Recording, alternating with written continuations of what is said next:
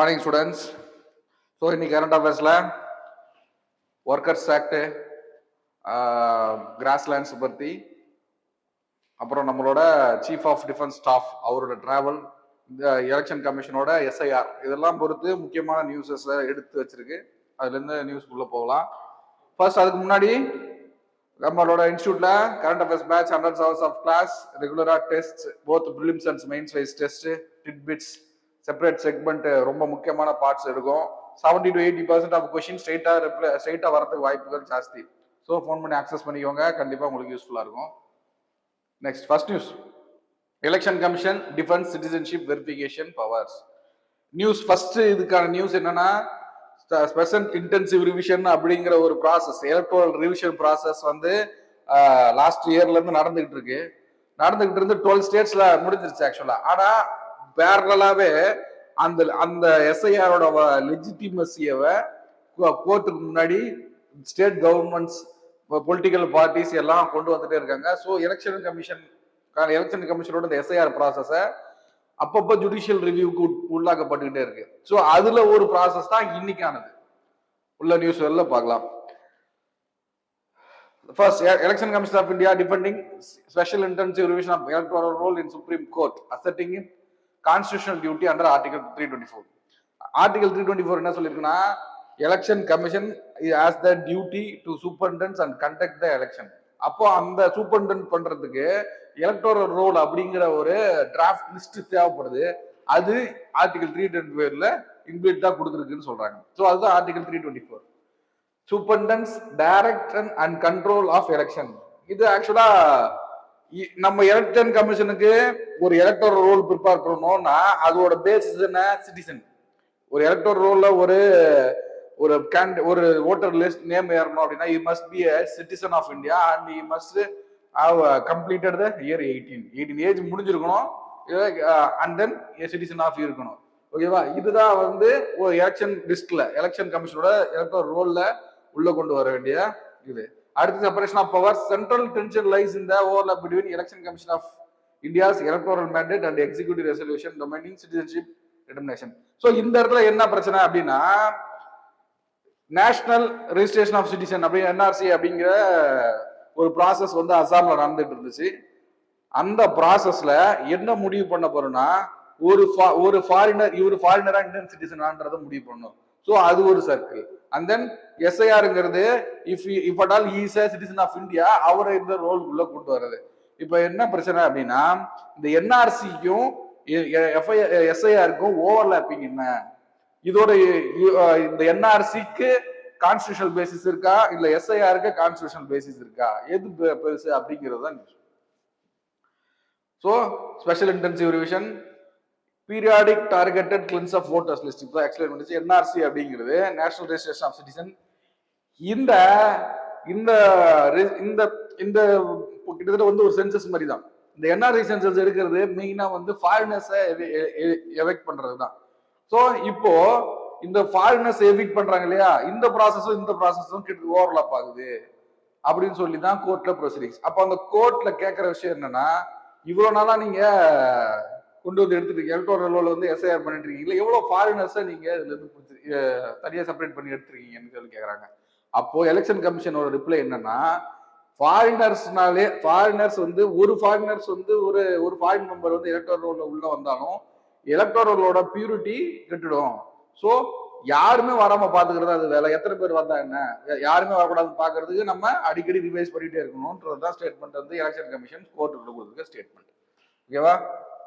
அப்போ இந்த என்ஆர்சிக்கும் எஸ்ஐஆருக்கும் உள்ள டிஃபரன்ஸ் என்னன்னா, NRC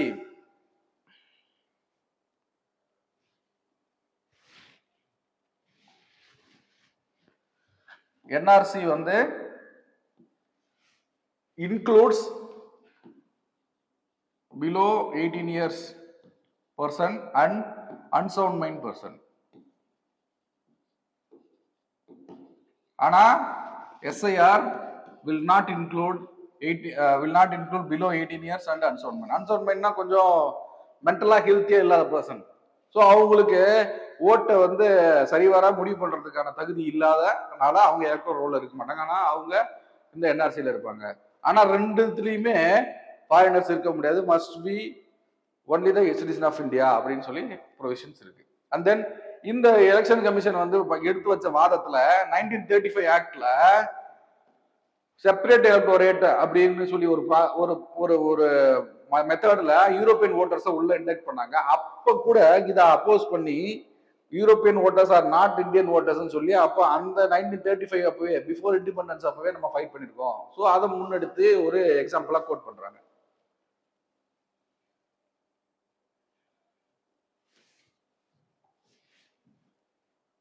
second news, army chief emphasise the technology in modern warfare. So நம்மளோட chief army chief general Upendra Dwivedi, chief of army staff general Upendra Dwivedi வந்து யுஏஇக்கு போயிட்டு அங்க ஒரு அட்ரஸ் பண்ணியிருக்காரு, அங்க ஒரு மீட்டிங் அட்ரஸ் பண்ணியிருக்காரு.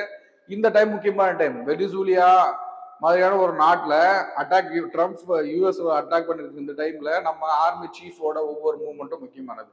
ஸோ அப்படி போனவர் ஹைலைட்டா என்ன பண்றாரு, இந்த வார்ஃபேர்லயும் அட்வான்ஸ்டு மாடர்ன் டெக்னாலஜியோட கான்ட்ரிபியூஷன் எவ்வளவு இருக்கு. ஸோ தவிர்க்க முடியாது. டெக்னாலஜியை வந்து இப்ப இருக்க வெப்பன் சிஸ்டத்துல இண்டக்ட் பண்றது தவிர்க்க முடியாது. AI driven, quantum computing driven, அப்புறம் அன்மேன்ட் ஏரியல் வெஹிக்கல்ஸ், இது எல்லாமே இண்டக்ட் பண்றத ஒரு அப்டேஷன் ஆஃப் வெப்பனைஸ் சிஸ்டம் அப்படின்னு சொல்லி ஸ்பீச் கொடுத்துருக்காரு. Beyond hydro carbons, India hydro carbons நம்ம வெறும் எனர்ஜியை மட்டும் ட்ரேட் பண்ணக்கூடாது.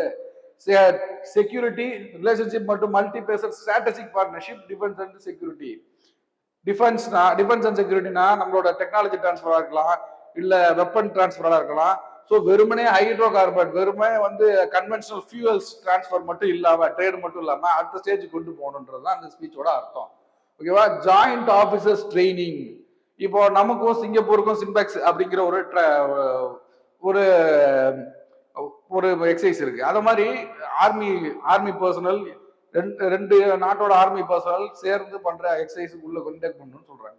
Jio political alignment, closer defence cooperation with serves mutual interest in regional stability, energy security and diaspora. இந்த அப்ஜெக்டிவ்லாம் யுஏஇ அண்ட் இந்தியாவோட ரிலேஷன்ஷிப்பை அடுத்த ஸ்டேஜுக்கு கொண்டு போறதுக்கான ஒரு step. Changing war, character of வார்.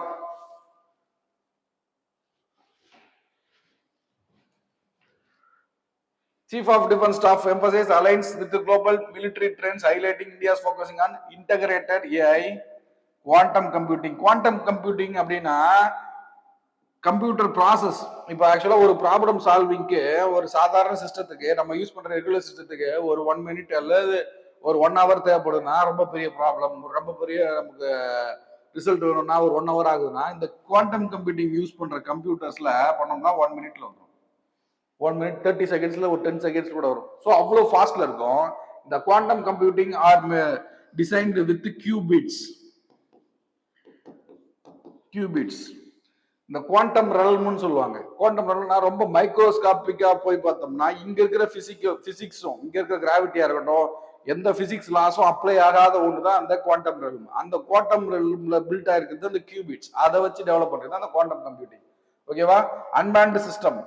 இப்ப unmanned aerial vehicle like drone, இந்த மாதிரியான வெப்பன்ஸ் எல்லாம் உள்ள இன்டெக்ட் பண்றதுதான் அடுத்த stage of technology inducted in military system. The doctrinal innovation on joint is managing the hybrid threats. Hybrid threats na integrated threat management.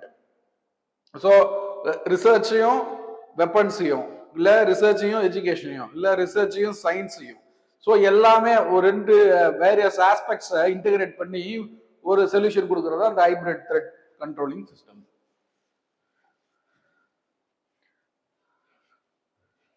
Navigating neighbourhood ties, Sri Lanka. So இங்க யூஏஇல முடிச்ச நம்ம சீஃப் அடுத்து வந்து ஸ்ரீலங்காவில் விசிட் பண்றாரு.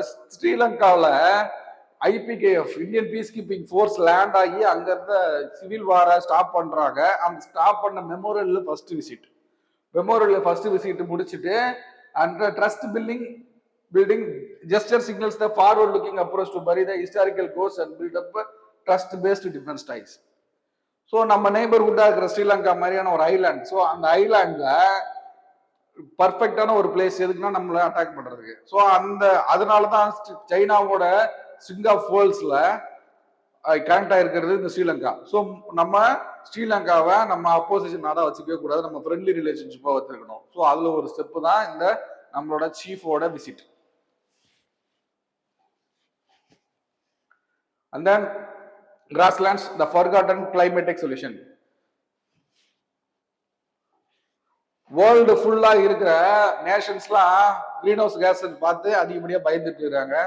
ஸோ ஆனா அந்த கிரீன் ஹவுஸ் கேஸ் எமிஷனை கண்ட்ரோல் பண்றதுக்கு they are stepping into carbon sink formula. அந்த கார்பன் சிங்க் ஃபார்முலா அப்படிங்கிறது மோர் அஃபாரஸ்டேஷன் மூலமாகவும் ஃபாரஸ்ட் ப்ரிசர்வேஷன் மூலமாகவும் மேஜர் ஆஃப் கார்பன் கான்ஸ்டுவன்ஸ் ஏர்ல இருக்கிறத அப்சர்வ் பண்ணிடும் மரங்கள் ஃபாரஸ்ட்.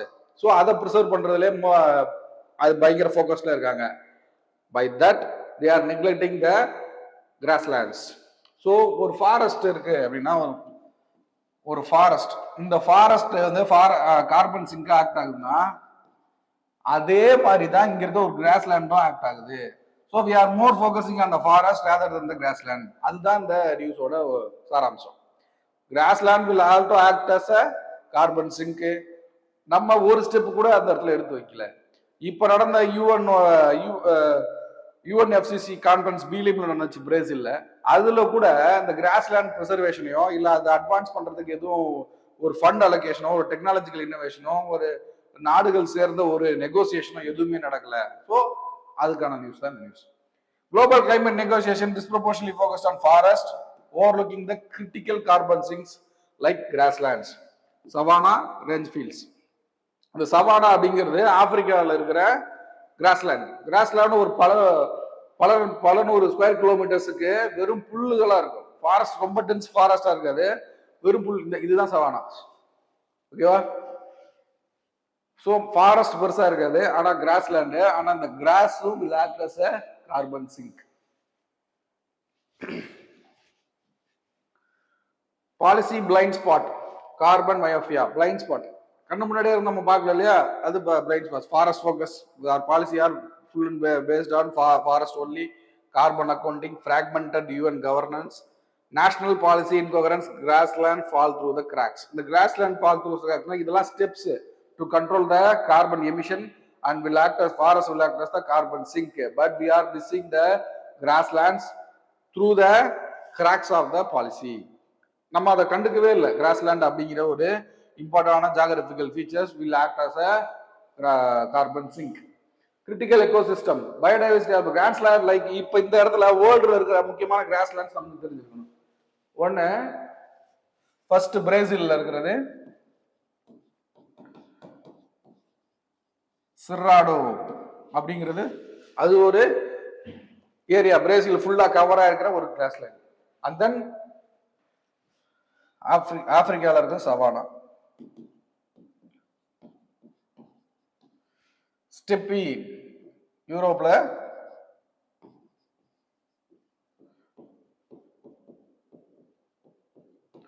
North America prairies. இதெல்லாம் அந்தந்த கான்டினென்ட்ல இருக்கிற மேஜர் கிராஸ்லேண்டோட நேம்ஸ். ஸோ சோர்ஸ் ஆஃப் அந்த கிராஸ்லேண்ட்ஸோட முக்கிய அம்சங்களா first water security, source of major rivers and aquifers, recharge zones. இந்த மாதிரி புல்வெளிகள்ல இருந்தும் வாட்டர் வந்து கிரியேட் ஆகி சோர்ஸ் ஆஃப் மேஜர் ரிவர்ஸா வில் ஆக்ட் ஆகும். கார்பன் செக்வஸ்ட்ரேஷன் நம்ம ஆல்ரெடி சொல்லியாச்சு. Patterns to soil and highly resistant to the climate changing imports and like droughts and fires. ஃபயருக்கு ட்ராட்டுக்கு, ஸோ இந்த மாதிரி இடத்துலலாம் இது ஸ்டாப் பண்ணுறதுக்கு யூஸ்ஃபுல்லாக இருக்கு. And then threats, fire suppression of indigenous control burns like leads to catastrophic wild fires and carbon release. என்ன இதில் பாலிசி? இப்போ அந்த கிராஸ்லேண்டை நம்ம சரியா பராமரிக்காம சரியா பாதுகாக்காம என்னன்னா, இப்போ ஆப்பிரிக்காவில் இருக்க ஒரு கிராஸ்லேண்ட்ல இன்வேசிவ் ஸ்பீசிஸ் வேற ஏதாவது சவுத் அமெரிக்காவிலயோ இல்லை நார்த் அமெரிக்காவிலயோ இருக்கிற கிராசஸ் அங்க ஃபால் ஆகி அங்க வளர ஆரம்பிச்சிருச்சுன்னா அங்க இருக்க ஓன் ஸ்பீசிஸ் ஆஃப் கிராஸ்லேண்டை அழிச்சுட்டு வளர்ந்துடும். ஸோ ஸோ ஓன் ஸ்பீசிஸ் கிராஸ்லேண்டை விட இன்வெசிவ் ஸ்பீசிஸ் அப்பர் ஹேண்ட் எடுத்துச்சுன்னா அங்க இருக்கிற வைல்ட் லைஃப், சின்ன சின்ன வைல்ட் லைஃப் பாதிக்கப்படும். அண்ட் தென் ஃபாரஸ்ட் ஃபயர் ஏற்பட்டுச்சுன்னா கண்ட்ரோல் பண்ண முடியாது. அதாவது லோக்கல் கம்யூனிட்டிஸ் வந்து தேர் ஓன் லோக்கல் கிராஸ்லேண்ட் ஃபயரை கண்ட்ரோல் பண்ற எபிலிட்டி இருக்குமே தவிர இன்வெசிவ் ஸ்பீசிஸை கண்ட்ரோல் பண்ற அளவுக்கு அவங்களுக்கு நாலேஜோ பெருசா வந்து பில்ட் ஆகிருக்காது. ஸோ இதெல்லாம் வந்து issues. Conversion of for agriculture, plantation and mining causes irreversible habitat and carbon loss. So அக்ரிகல்ச்சருக்கு அந்த ஏரியாவை கன்வெர்ட் பண்றாங்க கிராஸ்லேண்டை. என்கரேஜ்மெண்ட் தான் அதுவும் அந்த கிராஸ்லேண்டை பாதுகாக்கிறதுக்கு ஒரு தடை. And then community disenfranchisement. Community அங்கிருந்து மைக்ரேட் ஆகி கிளம்பிடுறாங்க. ஸோ கம்யூனிட்டி மைக்ரேட் ஆகி கிளம்புறாங்கன்னா பராமரிக்கிறதுக்கு ஆள் இல்லை, சேஃப்கார்டுக்கு இல்லை. Case studies Australia desert grassland. 2 கிராஸ்லேண்டை நம்ம எடுத்துக்கிட்டோம். ஆஸ்திரேலியா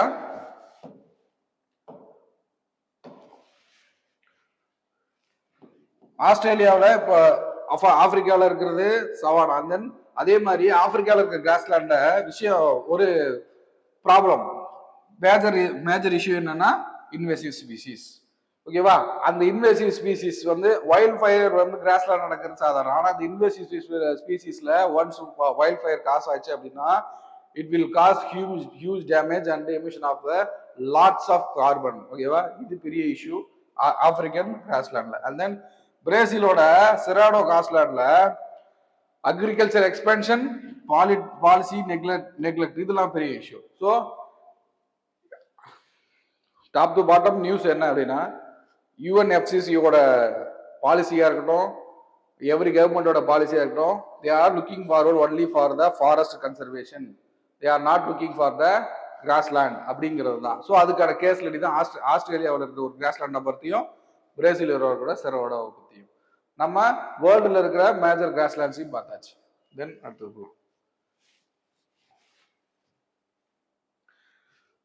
ஸோ என்விரான்மெண்ட் கன்சர்வேஷனுக்கு நம்ம வேர்ல்ட் லெவல்ல போட்டிருக்க conference, first United nation conference for climate change பக்கம் கார்பன் செக்வஸ்ட்ரேஷன். கார்பன் செக்வஸ்ட்ரேஷன் அப்படிங்கிறது ஒரு process.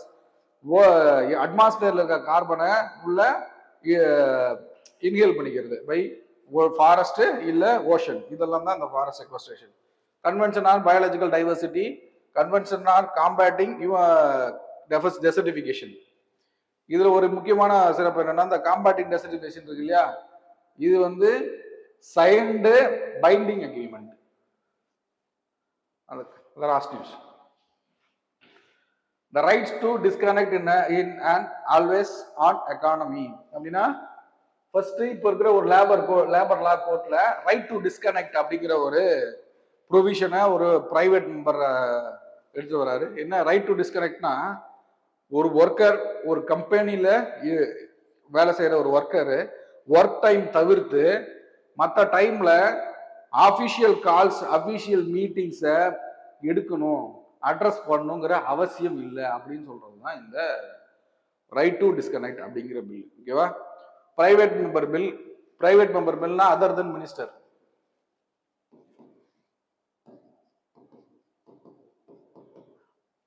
Introduce the bill. Introduce பண்ணா அது வந்து பிரைவேட் மெம்பர் பில். ஸோ இது ஒரு private member bill, right to disconnect by amending the occupational safety and working condition. So 4 codes இருக்கு, labour codes, wage code, இந்த social security கோடு, அப்புறம் இந்த health and working abilities இன்னொரு கோடு இருக்கு. 4 கோடு மொத்தமா இன்டெக்ட் பண்ணி இதுக்கு முன்னாடி இருந்ததை வேரியஸ் லாஸ், ஸ்டேட்ல இருக்கிற லாஸ், சென்ட்ரல் இருக்கிற லாஸ் எல்லாம் இன்வைட் பண்ணி ஒரு 4 கோட்ஸ் ரெடி பண்ணாங்க. அதுல ஒரு கோட் தான் இந்த health and working condition codes. இந்த code the amendment is proposed to right to disconnect, proposed as right to disconnect. First adukana data points. First 51% long working hours of Indian workforce, more than 49 hours a week. ஒரு bench line mark பண்ணிருக்காங்க, 48 hours per week work பண்ணலாம் போதும் அப்படின்னு சொல்லிட்டு. அந்த bench மார்க்கை cross பண்ணி 49 hours-ஆ இப்ப இருக்கிற ஆக்சுவல் ஒர்க்கர்ஸ்ல 51% ஆஃப் ஒர்க்கிங் பியாண்ட் 49 hours அப்படிங்கிறது data. And then 78% burn out rate. So exhaust once ஒரு ஒர்க்கர் டெப்ளாய் பண்ண உடனே அந்த ஒர்க்கர் வந்து அவர் ஒர்க் டைமை தாண்டி ஒர்க் பண்றாரு அப்படின்னா அவர் ஒன்ஸ் எக்ஸாஸ்ட் ஆயிட்டாருன்னா இந்த ஒர்க்குமே கரெக்டாக கம்ப்ளீட் பண்ண முடியாது, அவரோட ஹெல்த்துக்குமே இஷ்யூ. இதெல்லாம் வந்து they are put forth thing. 10 to 12% of mental health cases, percentage of mental health cases. புரிஞ்சிருக்கும்னு நினைக்கிறேன். Key provisions. ஸோ இந்த அமெண்ட்மெண்ட்ல கொடுத்துருக்கிற ப்ரொவிஷன்ஸ் என்னென்ன? First, employees cannot be penalized if an employee is not attending the call or not attending the meeting after the working hours.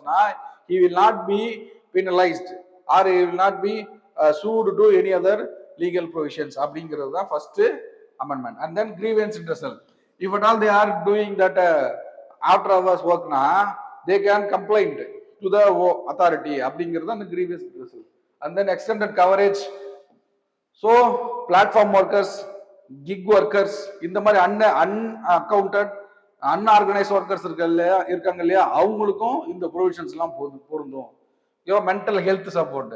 இந்த கோடோட ஒரு objective என்னன்னா mental ஹெல்த்துக்கும் பாதுகாக்கிறதுக்கு தான். ஸோ அதை சப்போர்ட் பண்ற மாதிரி கவுன்சிலிங்ஸ் இதெல்லாமே உள்ள இண்டக்ட் ஆயிருக்கும். Mark question. Election commission defence of its power to verify citizens for electoral roles highlights the fine balance between its constitutional autonomy and the executive's domain. இந்த கொஸ்டின், இந்த mark question, mains question வந்து ரெகுலரா எழுதணும். So election commission பத்தின question. இந்த first பாயிண்ட்டை புரிஞ்சுக்கிட்டு அது எக்ஸாமைன்னா அந்த பாயிண்ட்ல இருக்கிற பிளஸ் அண்ட் மைனஸை எடுத்துக்காட்டி கோட் பண்ணணும். அண்ட் தென் வே ஃபார்வர்ட் முக்கியம். ஓகேவா? ஸோ அந்த மார்க் கொஸ்டினுக்கு ஆன்சர் ரைட் பண்ணி கமெண்ட்ல போஸ்ட் பண்ணுங்க. தேங்க்யூ.